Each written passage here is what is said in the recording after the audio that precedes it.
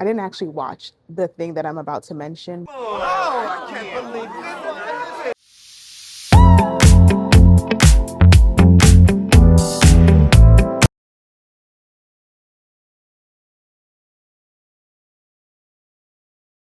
Trapital combines like the capital, the business side of the music industry with the cultural side, and really does a good job of explaining through data and through insightful articles what's going on in the business of music. I'm sure they consult for people, etc.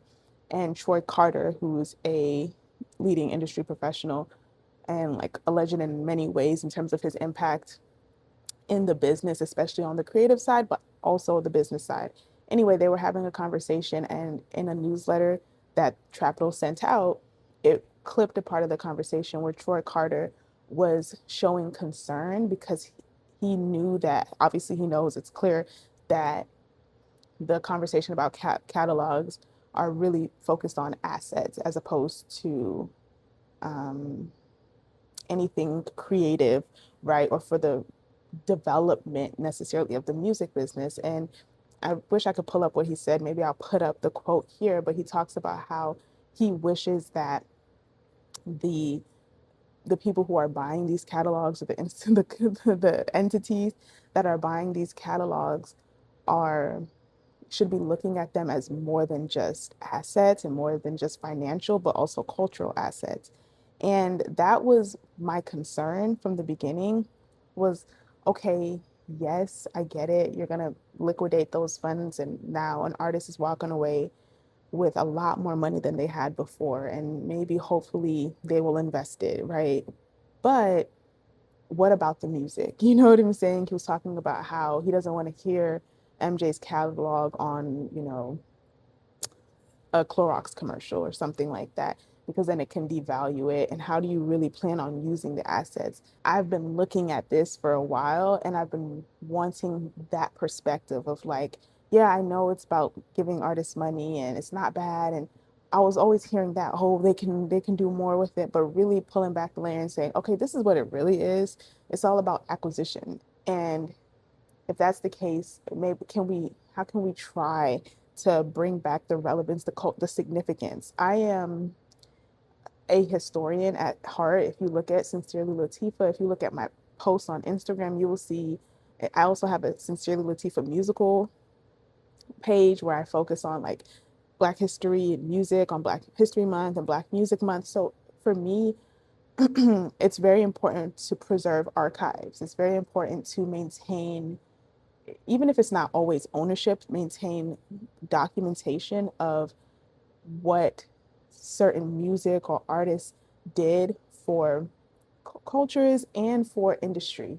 And my favorite Black Music Month series was the one I did in 2023, where I really tied in like different songs to a larger story about the role that Black music and Black artists and creatives played in developing industries, like Michael Jackson pushing to be on MTV and him and Whitney forcing MTV to pivot in a way that it didn't want to, but that transformed its trajectory and the concept of music videos for decades. And, the intersection between Black sitcoms and Black music, and how that opened up a lane for creativity and uh, child actors and Black child musicians. Like, I just wanted always to make sure that we're bringing in the storyline and the context of why these things are significant and important.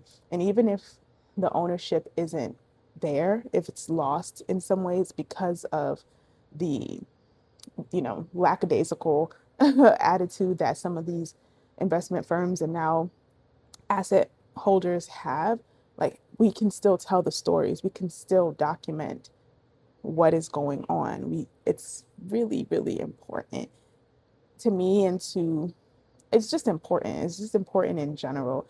And so it was, yes, nice and refreshing to see Troy Carter bring that conversation to light. But a part of me was wondering if, I can't say it's too late, but a part of me was wondering if, or where those conversations were happening in recent years.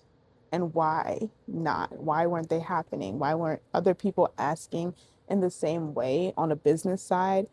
um, what the heck is going on with these catalogs? I will say though that someone who had been doing that, and like if I had the money and the connections, I would have been on that same wave. But Sharice Clark Suarez, who owns Harbor View Investments, I think it's called, dope, right? I think there was I listened to an interview that she did, and she's a black woman, and she is not just they buy catalogs. You know, they were an investment company and firm that was buying catalogs, and they really emphasize the importance of it being a safe space, not just for, you know, the black music, which is really important to me, obviously, but different genres and different music. Harborview really, really was insistent on not just trying to use the catalogs as a holding space for money, but also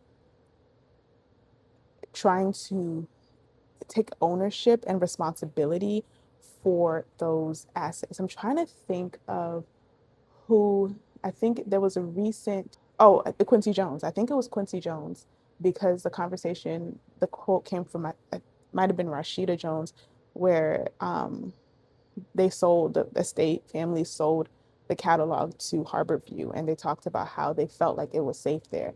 And a lot of the times when I see that our headline, you know, I'm a suspicious by heart, so I'm always like, but then I saw it was Harborview, and I saw Rashida's Rashida Jones's comment, and I said, okay, I do believe that. I believe that the intention there is not just to own it, and it's not just to make money off of it. It's not just to hold capital and value, but it's also to maintain legacies and keep it safe. And I'm still, to be honest, trying to figure out and understand the ways in which those assets can be preserved. Not because I don't even think it's a conversation of preservation versus monetization.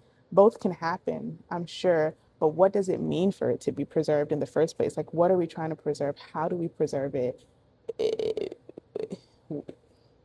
Like, what do we do? I mean, I know for sure that I'm still reeling off of it, and it's all over my social media. The Michael Jackson movie definitely did wonders to preserve the the value, the cultural significance of Mike's catalog. I created a Michael Jackson playlist because just for my runs. Like, I've listened to Michael Jackson my whole life, but after watching the movie, I was like, you know, I'll listen to Mike while I'm running because of the movie. And it did a really good job of bringing the his cultural legacy and significance to the forefront, seeing videos and content. And you know, I saw something that was like MJ's all over my timeline or my, you know, explore page, and it just makes me happy because it's like back in the day where he was everywhere. That was a comment that I saw. I'd be on YouTube, so you know, we old over here, so it was like people who were really experiencing Mike at height, and seeing comments about people who saw the Motown anniversary and like, were literally there when they saw him moonwalk for the first time. That's cool. And just having a movie really, really helped to generate a lot of money for sure, but also to preserve that legacy, not just of Mike, but of the family, because now it's like, Jafar, okay, we see you, like we support you. And that's really what it's about. And to do it tastefully and to do it creatively, it just is exactly what part of what it looks like to preserve legacies. And that's something I also talked about in that June Black Music Month series, was the value of biopics. When a New Edition, I call them biopics, and it's like, that sounds medical. Maybe I should say biopics, but New Edition biopic, you thinking more about the people in New Edition. TLC biopic, you're thinking more about the people in TLC. And they get to do more. They get to do more interviews. They get people talk about them more. They get to work and get back on stage again. Those biopics. Well, I remember watching the Temptations biopic series, and I was 16, maybe 15 when I first watched it, and I fell in love with the Temptations. I love the Temptations, and it's because of those biopics and how they serve as an opportunity. Same with documentaries, they serve as an opportunity to preserve legacy and bring back relevance to the front of pop culture. I'll say also for the revenue part of it, like I was looking at Illuminate, the database for streams, and right now in the US, Michael Jackson is maybe the number four or five streamed artist in the freaking country. And I'm sure if I would go global, he'd be on that list as well. And the movie came out a couple of weeks ago, you know? So, and he's still there. He's still at the number four, right? Or five or something like that, very much at the forefront. And that's because of the movie, which was able to preserve a part of his legacy.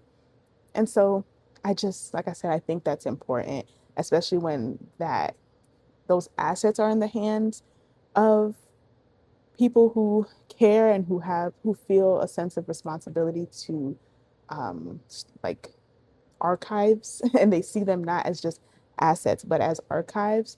Also, even if the assets are not in our hands, and if we have to license the assets to tell the stories, we should still tell the stories.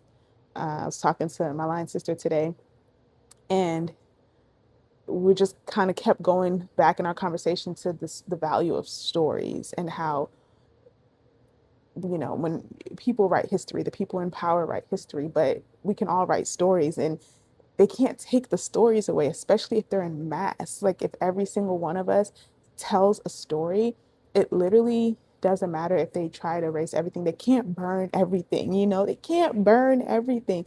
If we all keep telling stories, if we all keep sharing experiences, insights, doing research, opening up doors to conversation, talking about when you first heard the song and the significance of that, and forcing us to bring the reality and the truth to the forefront, it's really hard to get rid of, because even if the post is deleted and all the comments are invisible, I saw it. I saw it, and it's a part of my story. It's a part of a story that I'm going to tell in this video. It's always going to linger. They can't catch everything, they can't catch it all. So, anyway, we got to keep telling the stories, which is I feel like I'm always going to circle back to that on this channel. Whether it's data is storytelling, archives are important. I'm always going to go back to that because, like I said, I'm a historian at heart. I want to put the information out there. And as long as we put the information out there, we can be empowered. So, assets, that's ownership as well, but so is information. And when you have information, that is a form of ownership that is really, really hard for someone to take away from you. Anyway, this is Sincerely Latifa, where we explore entertainment topics one day at a time. If you have not subscribed, feel free to subscribe, like, comment, share if you're interested. But also, you can visit sincerelylatifa.com, where I talk more about these topics in depth. You can look at the What the Heck is Going On with These Catalogs article to see what I was feeling in 2023. Also, my Instagram. I would love for you to go here. I'm gonna get back active right now. I'm not super active, but I used to be active. My stories used to be fun. I really enjoyed engaging with people just that way. I think they're like a dynamic way to share your opinions and share the music that you're listening to, blah, blah, blah. So feel free to reach out to me there. And last thing, if you are in the entertainment industry, whether you're an artist or you're a professional, and you would like a very in-depth but relatable data analysis, please hit me up at info@sincerelylatifa.com, and I'll be glad to help you. Thank you.